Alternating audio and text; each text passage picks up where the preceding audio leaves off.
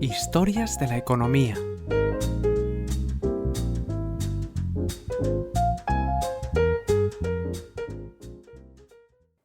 Episodio 93. El fondo de superdotados que arrinconó a la Fed y cayó en la misma trampa que Silicon Valley Bank.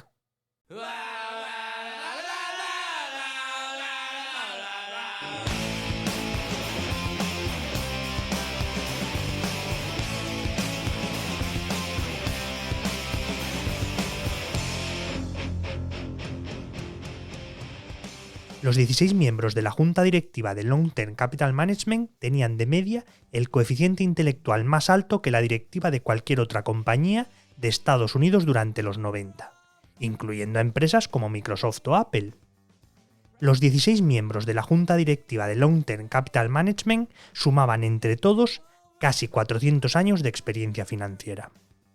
Now you combine that with the fact that those 16 had extensive experience in the field they were operating. I mean, Las valoraciones parecen sacadas de los highlights vacíos de las crónicas de los estrenos de cine de la semana, pero son las ocurrencias de un tal Warren Buffett sobre la quiebra del mayor hedge fund de los 90, que llegó a reunir a la Liga de las Mentes Extraordinarias. Las declaraciones las suelta en un discurso en la Escuela de Negocios de la Universidad de Florida en 1998.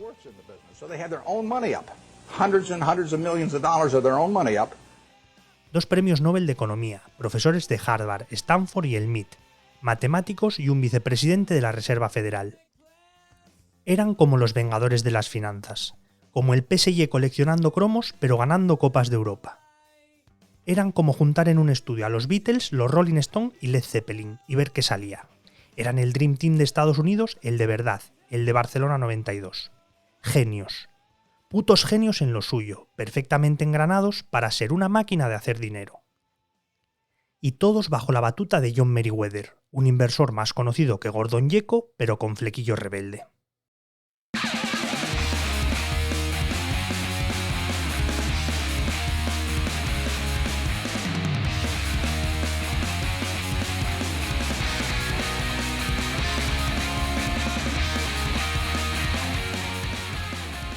No conviene hacer coñas con John Meriwether, por mucho que el peluquero de Trump empezara a hacer prácticas con su pelo.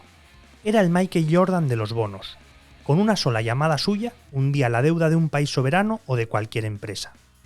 Sobrevivió en aquella hoguera de las vanidades que fue Salomon Brothers, los tipos chungos de Wall Street durante los 80 y 90. Al mercado de bonos le empezaron a llamar renta fija porque no se movían ni un pelo sin el consentimiento de los chicos de Salomon. Llámalo chiste malo o licencia periodística, pero Salomon Brothers era el mayor capo financiero de la época, y se merecen más de un podcast de historia financiera, y no solo por inspirar la novela de Tom Wolfe o por empujar a los brazos del periodismo a Michael Lewis en busca de redención. Meriwether no era el más listo de la cuadrilla de LTCM, pero era el líder, el que infundía más respeto y el que tenía más contactos en Wall Street. JM, por mucho que parezca un malo sacado de la serie Dallas o Dinastía, fue el cerebro y creador de uno de los mayores vehículos de inversión de todos los tiempos. Pero LTCM quebró, por todo lo alto, con un castañazo de los que hacen época y pasando con capítulos especiales al libro gordo de la historia de las finanzas.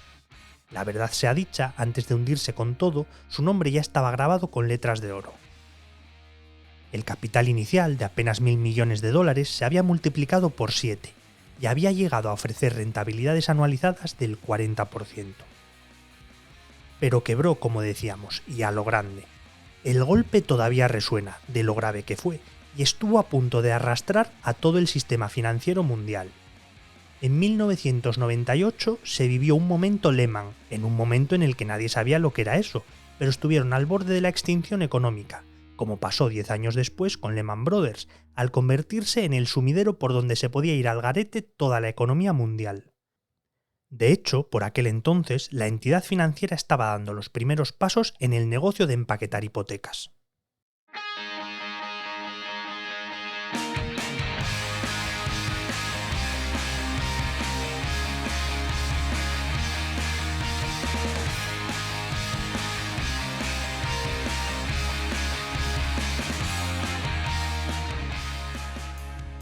La Reserva Federal de Alan Greenspan, el tipo de la exuberancia irracional de los mercados y el banquero central con más horas de vuelo a los mandos de la nave de la política monetaria, tuvo que intervenir en plan bombero, orquestando una inyección de 3.500 millones de dólares para liquidar el fondo de manera organizada. Una limosna comparado con los 700.000 millones movilizados por Estados Unidos en el macrorescate bancario de 2008. Pero eran otros tiempos y a Greenspan se le pueden criticar muchas cosas, pero en esta ocasión logró que el contribuyente no pusiera ni medio dólar y que la fiesta de las bolsas continuara hasta la siguiente crisis. Al rescate acudieron todas las entidades financieras importantes de Wall Street. Podemos pensar que Greenspan tenía mucho poder de convocatoria, que lo tenía, pero es que todos los bancos de inversión, banca extranjera, aseguradoras o fondos habían metido buena pasta en el vehículo de JM. Ya hemos dicho que a pesar de sus trasnochadas pintas, había que tener cuidado con él.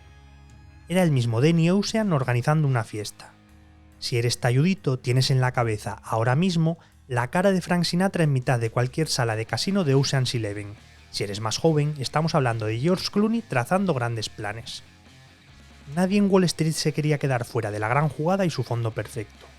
En 1993, cuando LTCM echó a rodar, Meriwether levantó 1.300 millones de dólares. Se dice pronto. JM quizá no elevaba la media intelectual de la plantilla de la Liga de las Mentes Maravillosas, pero la inteligencia emocional le tenía que salir por las orejas. Con eso, unido a una chorba agenda legendaria, LTCM terminó contando con los inversores más selectos de Wall Street. En el listado de ilustres estaba el presidente de Bear Stearns, James Caney, y su adjunto, o el consejero delegado de Merrill Lynch, David Komansky. También importantes instituciones como Union Bank of Switzerland, Chase Manhattan Bank o el Bank of China. Todo el mundo quería estar dentro de LTCM, aunque para entrar era necesaria una inversión mínima de 10 millones de dólares, a un plazo de 3 años. El club solo estaba abierto para inversores muy selectos, pero todos los capos estaban en él. Al final del día del 23 de septiembre de 1998, 14 entidades financieras pagaron a escote el rescate del mejor fondo diseñado de la historia de las finanzas. Había que salvar lo que se pudiera. A final de ese año, el fondo volvía a ganar dinero, 400 millones de dólares, pero ya estaba en el camino de la liquidación.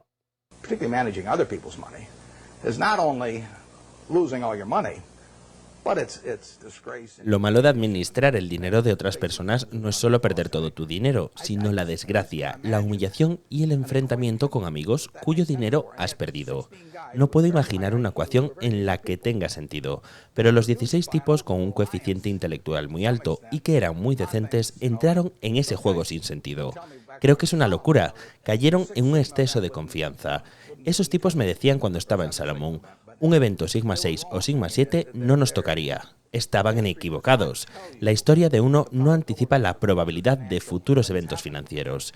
Tenían una gran confianza en las matemáticas y sentían pleno control sobre la gestión del riesgo.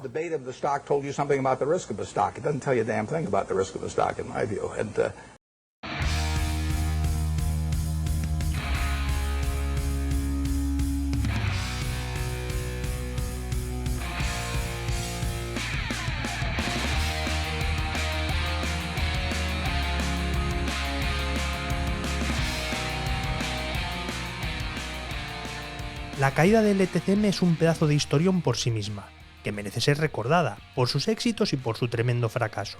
Pero en los tiempos que corren de quiebras bancarias en Estados Unidos, aparecen extrañas similitudes con la quiebra de Silicon Valley Bank. El famoso hedge fund cayó con el trasfondo de Rusia y con gripes mortales revoloteando por el mundo. Es verdad que en 1998 la gripe asiática no se agarraba a los pulmones, pero iba sacudiendo a las divisas de Tailandia, Indonesia o Singapur. La Reserva Federal estaba concentrada en pilotar un difícil aterrizaje de la economía, con mercados revolucionados y recalentados, en plena burbuja.com. La inflación estaba siendo una mosca cojonera desde el principio de la década, y el plan de Greenspan era ir pinchando el globo poco a poco, hasta que se cruzó la crisis de LTCM. Powell debe estar considerando las lecciones del 98, cuando un pánico financiero provocó recortes de la Fed y extendió la burbuja tecnológica.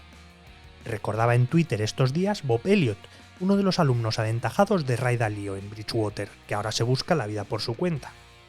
Todas las quiebras financieras comienzan con problemas de liquidez. El banco o el fondo puede parecer sólido, pero si los inversores provocan una retirada masiva de fondos por la desconfianza, los problemas de liquidez se convierten en un asunto de vida o muerte. La historia siempre tiene lecciones que se repiten, pero en las crisis económicas, los avezados inversores colocan ellos mismos una piedra idéntica para tropezar con ella.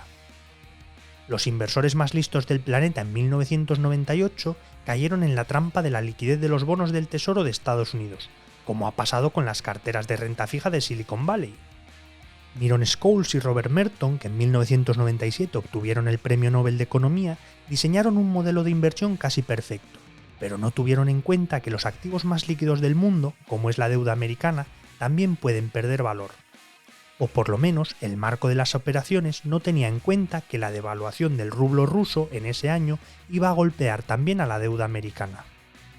Greenspan, cuando las finanzas globales estaban patas arriba, afirmó: simplemente no es creíble que Estados Unidos pueda seguir siendo un oasis de prosperidad, no afectado por un mundo que está experimentando un estrés cada vez mayor.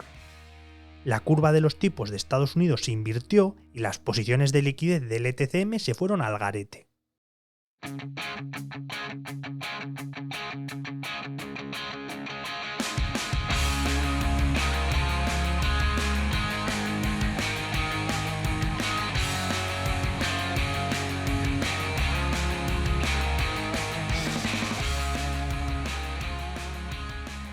Algo parecido le ha pasado a Silicon Valley Bank.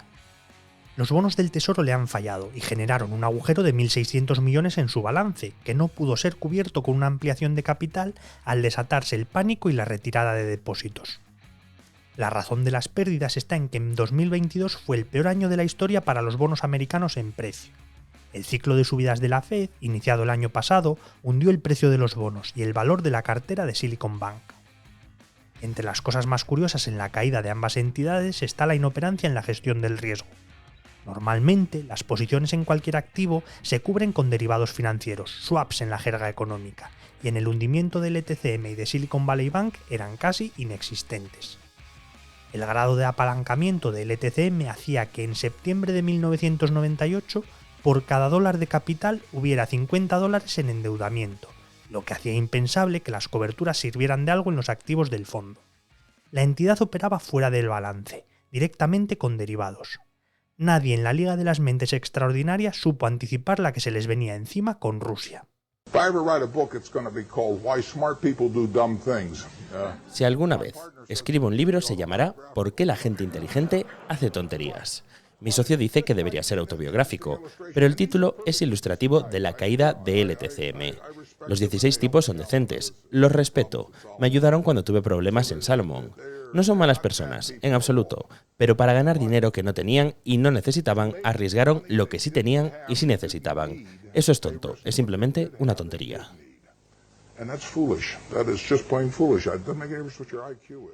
Lo que aconteció solo pasa una vez en la vida, comentó Meriwether años más tarde.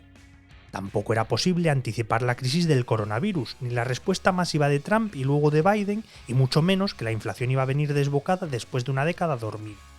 La tormenta perfecta para la renta fija en 2022. Los bonos de cualquier pelaje, corporativos o soberanos, sufrieron las mayores caídas de precio de la historia reciente de los mercados. Para Silicon Valley Bank no solo ha sido un problema de liquidez, también de gestión de riesgos. Alfonso Pecatielo, de The Macro Compass, apunta que la cartera de bonos de media en los bancos estadounidenses se sitúa en el 24%, y para la gran banca sobre el 30%.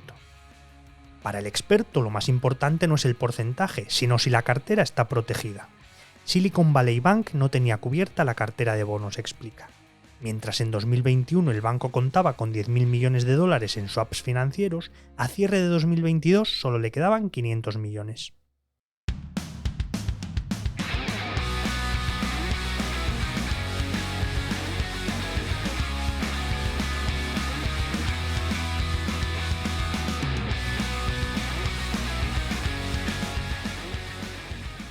El shock del banco de las compañías tecnológicas deja el interrogante abierto de qué va a hacer la Reserva Federal.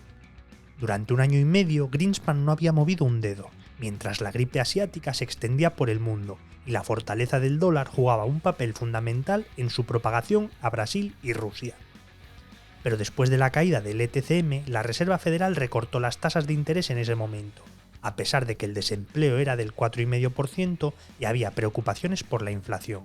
Hubo 2 recortes de tipos ese año.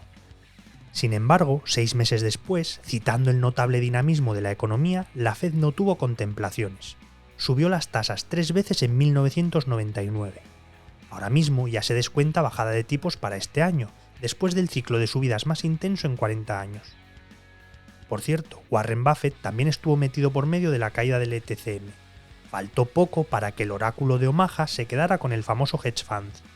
Puso sobre la mesa 250 millones de dólares, junto a una inyección de capital de 4.000 millones. La oferta fue rechazada. En su intervención en la Universidad de Florida, explica por qué la operación no llegó a buen puerto, aunque su propuesta mejoraba la organizada por Greenspan. Su discurso lo termina con una cita de Henry Kaufman, la cara visible de Salomon Brothers durante los 80, que se retiró antes de que la entidad terminara muy dañada en su reputación. Las personas que van a la quiebra son de 2 tipos, las que no sabían nada y las que lo sabían todo. Queda por saber en qué grupo estarán los responsables de Silicon Valley Bank.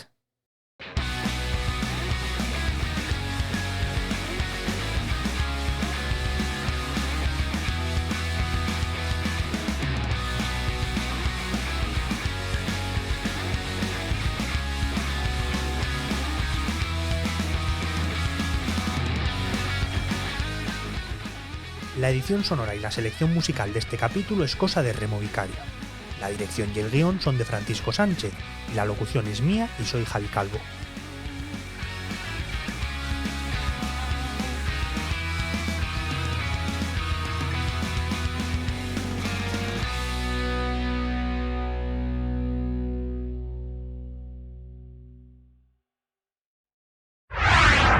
El Economista Podcast.